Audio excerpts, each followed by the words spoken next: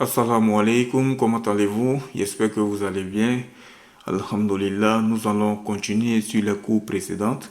On va continuer et on va continuer sur le chapitre La croyance musulmane. Et vraiment, je suis désolé pour le longue absence. Et Inch'Allah, nous allons reprendre les cours.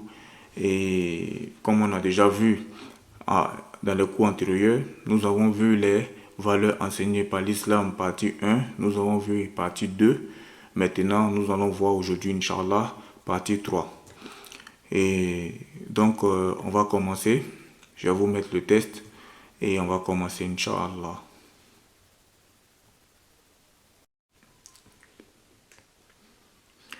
Et donc, c'est le test qui est là. On va commencer. Bismillahirrahmanirrahim. Alhamdulillahi Rabbil Alamin.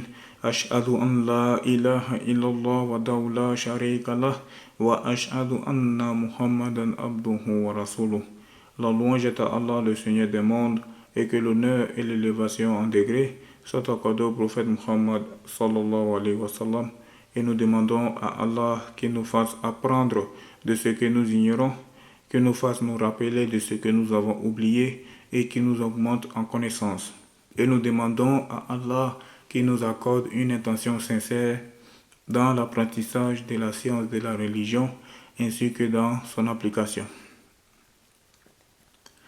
Allah Ta'ala dit dans le Coran, ce qui a pour sens, les croyants sont ceux qui croient en Allah et en son messager et qui n'ont eu aucun doute.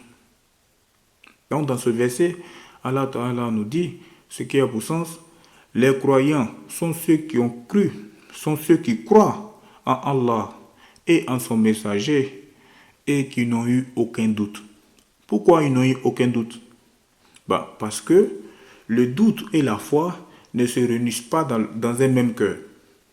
Une personne qui croit en Allah, elle a la certitude, elle sait que Allah existe et elle croit en Allah, donc elle l'adore. Et une personne qui doute, qui se dit, Dieu il existe ou il n'existe pas, celui-là n'a pas la foi. Donc celui-là n'est pas croyant. Parce que les croyants sont ceux qui ont cru en Allah et en son messager et qui n'ont point douté, qui n'ont eu aucun doute. Donc, les plus grands des devoirs, les plus importants des devoirs, c'est la foi en Allah et en son messager, sallallahu alayhi wa sallam.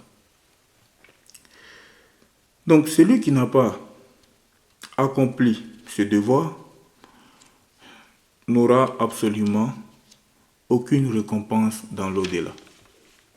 Celui qui n'a pas accompli ce devoir, qui est de croire en Allah et en son messager, n'aura absolument aucune récompense dans l'au-delà. Et Allah Ta'ala dit dans le Coran, dans un autre verset, ce qui a pour sens, les œuvres de ceux qui ont mécru en leur Seigneur sont comparables à de la cendre violemment frappée par le vent dans un jour de tempête. Donc, c'est-à-dire, au jour dernier, les œuvres ne seront pas comptabilisées. Même s'ils ont fait beaucoup d'aumônes, ils ont construit des hôpitaux, ils ont été super gentils.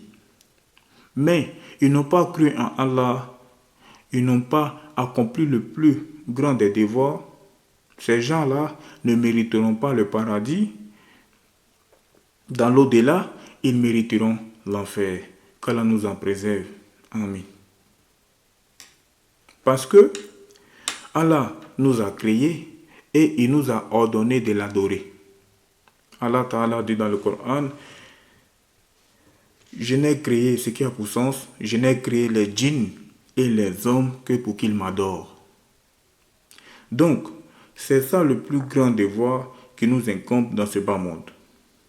Quand on adore Allah, on ne lui associe rien, ni en sculptant des choses et en faisant des représentations sur un dessin, sur une image, sur une photo ou comme une statue, et en se mettant à les adorer, ni en s'imaginant quelque chose et en se mettant à les adorer.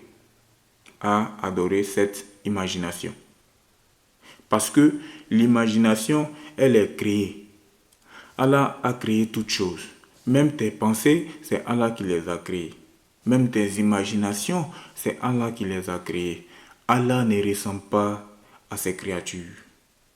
Et le plus grand des devoirs, c'est d'adorer Allah et de ne rien lui associer. Et le contraire, c'est la mécréance, c'est le shirk. Et celui qui meurt sur le shirk méritera l'enfer pour l'éternité. Allah Ta'ala dit dans le Coran, ce qui a pour sens, Allah ne pardonne pas qu'on lui attribue des associés. Sourate 4, verset 48. Donc dans cet verset, Allah Ta'ala dit, ce qui a pour sens, Allah ne pardonne pas qu'on lui attribue des associés. C'est-à-dire que celui qui meurt sur cet état-là, qui meurt en ayant associé Allah à ses créatures, celui-là, il ne lui sera pas pardonné dans l'au-delà. Mais tant qu'il est vivant, tant qu'il est en vie, il peut se repentir en embrassant l'islam, en adorant Allah uniquement et en ne lui associant rien. Et en prononçant les deux témoignages, qui est l'attestation de foi. Je témoigne qu'il n'est de Dieu que Dieu et je témoigne que Muhammad est le messager de Dieu. Donc, c'est ça le plus grand des devoirs. C'est ça le plus grand des devoirs. Et celui qui s'acquitte de ce devoir, qui se soumet à Allah et qui croit en son prophète, et cela implique de croire en tous les prophètes. Parce que le prophète sallallahu alayhi wa sallam nous a dit que tous les prophètes étaient sur la même religion. Tous les prophètes étaient musulmans. Donc celui qui se soumet à Allah et qui croit en son prophète, alors même s'il n'a eu aucun plaisir dans ce bas monde, c'est comme s'il avait tout gagné. Car il entrera au paradis et en entrant au paradis, il oubliera tout ce qui avait pu l'attrister dans ce bas monde. Donc, tout ce qui avait pu l'attrister dans ce bas monde, en entrant au paradis, il oubliera tout cela. C'est-à-dire la tristesse, les maladies, les soucis, les pertes de famille, de personnes. Donc, tout ce qui a pu l'attrister dans ce bas monde, en entrant au paradis, il oubliera tout cela. Et, à l'inverse, celui qui ne s'acquitte pas de ce devoir et qui meurt sans avoir cru en Dieu et en son messager, Muhammad sallallahu alayhi wa sallam, celui-là, même s'il a eu dans ce bas monde tous les plaisirs qu'il a souhaité avoir, c'est comme s'il avait tout perdu, car il mérite un châtiment éternel en enfer. Et en entrant en enfer, il en oubliera tous les plaisirs et tous les joies qu'il a pu avoir dans ce bas monde, c'est-à-dire la richesse, les voitures, les beaux habits, disons, tous les plaisirs qu'il a souhaité avoir dans ce bas monde, tous les plaisirs. En entrant en enfer, il oubliera tous ces plaisirs-là. Tous ces plaisirs-là. Donc, celui qui observe cette différence entre les deux situations, il fait son possible pour mourir musulman. Allah Ta'ala dit dans le Coran, ce qui a pour sens, « Ô les croyants, craignez Allah comme il doit être craint et ne mourrez qu'en pleine soumission, c'est-à-dire que ne mourrez en étant musulman. » Sourate 3, verset 102. Parce que c'est ce qui te sauve du châtiment éternel en enfer. Qu'Allah nous accorde une bonne fin et que nous mourrons en étant musulmans. Donc que la personne ne se croit pas à l'abri à partir du moment où elle est née musulmane ou à partir du moment où elle a grandi auprès des parents musulmans. Parce que il est très facile d'entrer en islam, n'est-ce pas? Il est très facile d'entrer en islam. Il suffit de prononcer les deux témoignages et en ayant la bonne croyance. Mais il est très facile également de sortir de l'islam. Et c'est ça d'autres personnes ne savent pas. Et donc, que la personne ne se croit pas à l'abri. Que la personne ne se croit pas à l'abri, il faut qu'elle préserve sa foi. Comment? En évitant de tomber dans ce qu'on appelle l'apostasie. C'est-à-dire, dans la mécréance, le fait de sortir de l'islam. C'est pour cela que le devoir le plus important, avant même la prière, le jeûne, le pèlerinage et la zakat, c'est de croire en Allah, c'est de croire en Dieu et en son prophète. Donc croire au deuxième témoignage,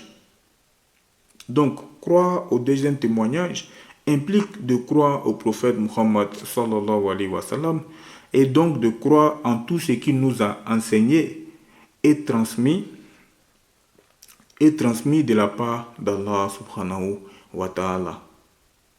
En tout cela, il était véridique et il ne se trompait jamais. On ne dit pas que le prophète sallallahu alayhi wa sallam s'est trompé dans la religion. Croire que le prophète est le messager de Dieu, ça implique de croire en tout ce qu'il nous a enseigné. Que ce soit lorsqu'il a parlé de certaines choses qui ont eu lieu dans le passé, comme les histoires de certains prophètes qui l'ont précédé, et ce qui est arrivé à certaines communautés antérieures, ainsi que le début de la création.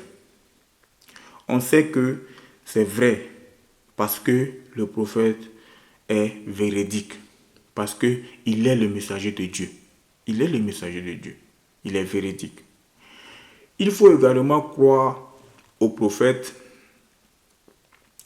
lorsqu'il a annoncé certaines choses qui vont se produire dans l'avenir. Le prophète sallallahu alayhi wa sallam ne sait pas tout. Aucune créature ne sait toutes choses. La connaissance des choses cachées dans leur totalité, c'est propre à Allah. Allah, c'est le seul qui connaît la totalité des visibles et des choses cachées. Mais il a révélé à son prophète certaines choses du caché, certaines choses de l'avenir. Et donc, le prophète, sallallahu alayhi wa sallam, nous en a parlé. Et nous avons le devoir d'y croire. Nous avons le devoir d'y croire. À partir du moment où nous savons que c'est le prophète, sallallahu alayhi wa sallam, qui en a parlé, on doit y croire. Pourquoi? Parce que le prophète est véridique en tout ce qu'il a annoncé et porté en notre connaissance de la part d'Allah.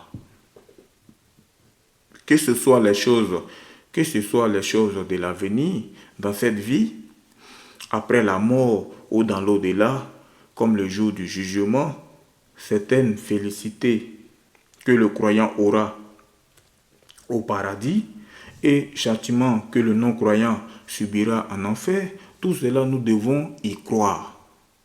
Tout cela nous devons y croire.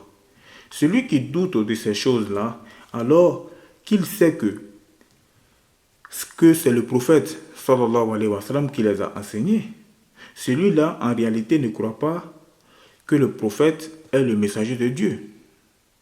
C'est-à-dire que celui qui doute de ces choses-là, alors qu'il sait que c'est le prophète qui les a enseignés, celui-là en réalité ne croit pas que le prophète est le messager de Dieu. Et ça revient à démentir le messager de Dieu qui enseigne de la part d'Allah, qui transmet de la part d'Allah. Donc, ça revient à ne pas croire en Allah. Démentir le prophète, c'est de la mécréance. C'est un devoir de croire en tout cela sans aucun doute. Et le prophète Muhammad sallallahu alayhi wa sallam est véridique en tout cela. Il n'est donc pas permis de douter de la véracité d'une chose qu'il a dite, ni de la réfuter. Car celui qui doute du prophète n'est pas un croyant.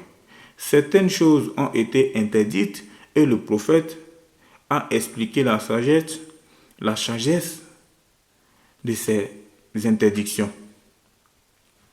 Tandis que pour autre loi, il ne nous est pas parvenu la sagesse. Que l'on connaisse ou pas la sagesse des lois en islam, nous devons y croire et nous devons les appliquer. Car le prophète sallallahu alayhi wa sallam transmet ses lois de la part d'Allah. Et Allah n'a pas ordonné une chose ni interdit une chose sans que ce soit pour une sagesse. Et Allah Ta'ala dit dans le Coran, ce qui a pour sens, il ne prononce rien sous l'effet de la passion, mais c'est une révélation qui lui est révélée. Et parmi les choses que le prophète Muhammad sallallahu alayhi wa sallam a enseignées et en quoi il est obligatoire de croire fermement, il y a la croyance au supplice et la félicité de la tombe. Inch'Allah, nous allons voir cela dans le prochain cours. La félicité et le supplice de la tombe. Ça, c'est le prochain sujet du cours. Donc, c'est-à-dire que c'est un devoir pour le musulman de croire que le châtiment de la tombe est une réalité, il existe, et que la félicité dans la tombe est une réalité, ça existe. Donc ça, c'est le sujet du prochain cours que nous allons voir, Inch'Allah.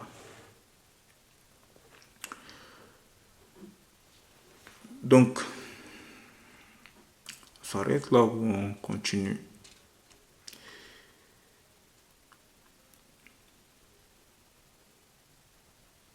Donc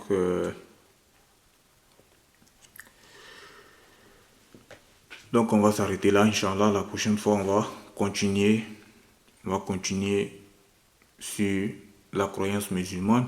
Et comme je l'ai dit, le prochain sujet, c'est le supplice et la félicité de la tombe.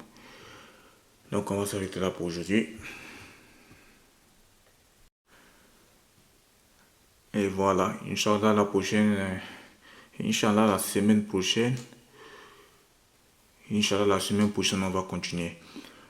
Subhanak Allahumma wa bihamdik, ashhadu an la ilaha illa ant, astaghfiruka wa atubu ilayka.